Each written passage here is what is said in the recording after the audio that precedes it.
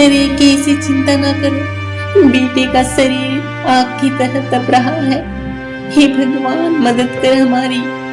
राजेश और उसकी पत्नी ने सुबह का इंतजार किया, लेकिन सुबह होते होते मुन्ना का तबीयत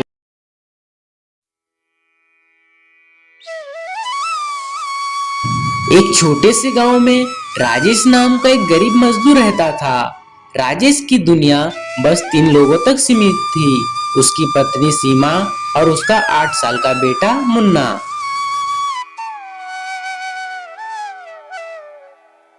राजेश के पास एक छोटी सी जमीन थी, जहां पर वह सब्जियां उगाकर और कभी-कभी दिहाड़ी मजदूरी करके अपना घर चलाता था। कमाई बहुत कम होती थी, लेकिन राजेश कभी हार नहीं मानता था। राजेश के चेहरे पर हमेशा एक मुस्कान रहती थी।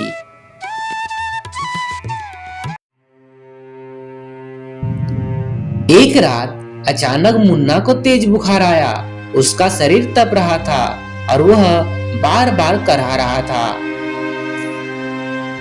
राजेश जी, मुन्ना का शरीर आग की तरह तप रहा है, कुछ कीजिए। राजेश ने बेटे के माथे को छुआ। उसके चेहरे पर डर साफ दिख रहा था। सुबह होते ही डॉक्टर के पास ले जाऊंगा, सब ठीक हो जाएगा, तुम चिंता मत करो भाग्यवान। अरे कैसी चिंता ना करो, बेटे का शरीर आग की तरह तप रहा है। हे भगवान मदद कर हमारी। राजेश और उसकी पत्नी ने सुबह का इंतजार किया, लेकिन सुबह होते होते मुन्ना का तबीयत और भी बिगड़ गया था। राजेश मुन्ना को लेकर गांव के डॉक्टर के पास जाता है। गांव के डॉक्टर जांच कर यह कहते हैं, राजेश, बच्चे को तुरंत शहर के अस्पताल ले जाना पड़ेगा।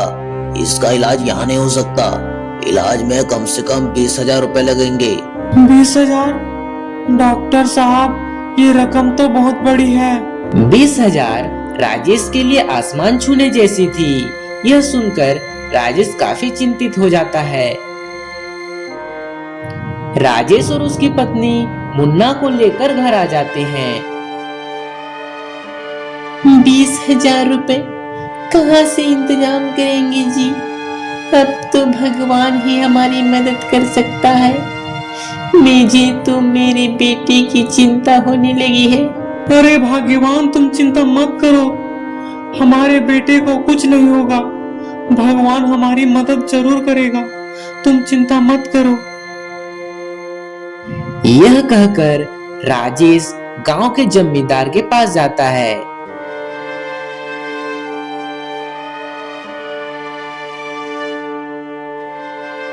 अरे राजेश, कैसे आना हुआ भाई हमारे घर पे? जमींदार साहब, मेरा बेटा बहुत बीमार है, कृपया करके 20,000 रुपए दे दीजिए। मैं मेहनत करके 4 महीनों में लौटा दूंगा। राजेश की बात सुनकर जमींदार कहता है, भाई राजेश, तुम्हें पैसे तो मिल जाएंगे, लेकिन कोई गारंटी। जमींदार की बात सुनकर राजेश चुप हो जाता है। राजेश, अपनी जमीन मुझे गिरवी दे।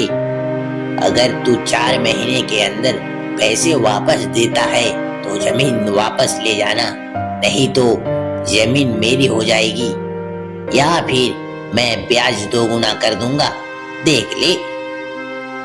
राजेश के पास और कोई दूसरा रास्ता नहीं था।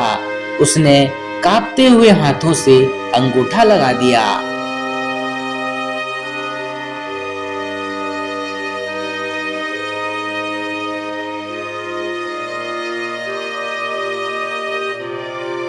हे भगवान, हमारे पास तो एक ही जमीन थी, वो भी हमने गिरवी रख दी।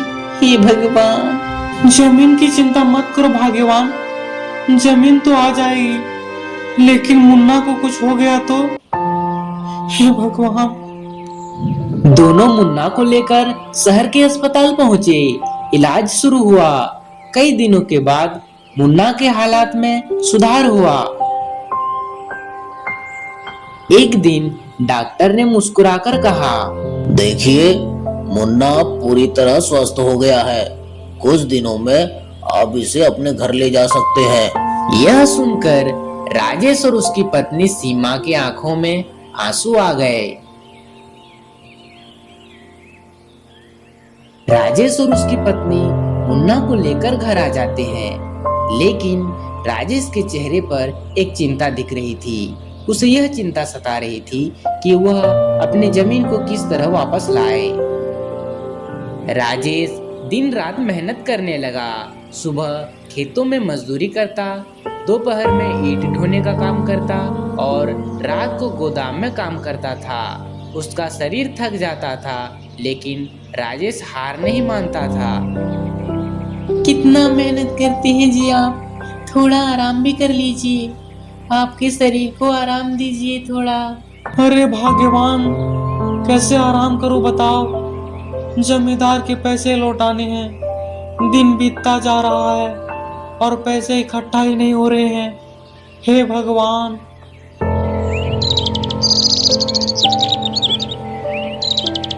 एक दिन गांव में खबर फैली कि सरकार की एक योजना के तहत छोटे किसानों को मदद मिल रही है। राजेश ने तुरंत आवेदन किया। कुछ दिनों बाद उसे सूचना मिली कि उसकी जमीन गिरवी होने के बावजूद वह सहायता के योग्य है, क्योंकि उसने अस्पताल का कागज दिखाया था। उसे 15,000 रुपए की सहायता मिली और बाकी 5,000 उसने गांव में मजदूरी करके पैसे इकट्ठा किए।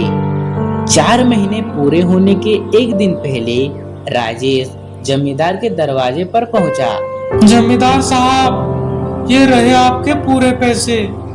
जमींदार को उम्मीद नहीं थी कि राजेश पैसे वापस दे देगा। जमींदार ने कागज फाड़ते हुए कहा, आज तू जीत गया राजेश, तुम्हारी मेहनत को सलाम है। राजेश मुस्कुराया और उसने कहा, नहीं जमींदार साहब, आज एक बाप जीत गया।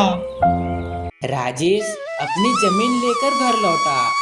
सीमा और मुन्ना ने उसे गले लगा लिया। उस दिन राजेश ने महसूस किया कि गरीबी इंसान को कमजोर नहीं बनाती, बल्कि मजबूती सिखाती है। मुन्ना स्वस्थ था, जमीन वापस थी और राजेश के दिल में एक नया आत्मविश्वास था। दोस्तों, मुश्किल वक्त चाहे कितना भी बड़ा क्यों न हो, मेहनत और हिम्मत से इंसान उसे पार कर सकता है। दोस्तों, अगर आपको ये कहानी अच्छी लगी हो तो वीडियो को लाइक कीजिए और चैनल को सब्सक्राइब करना ना भूलें। धन्यवाद।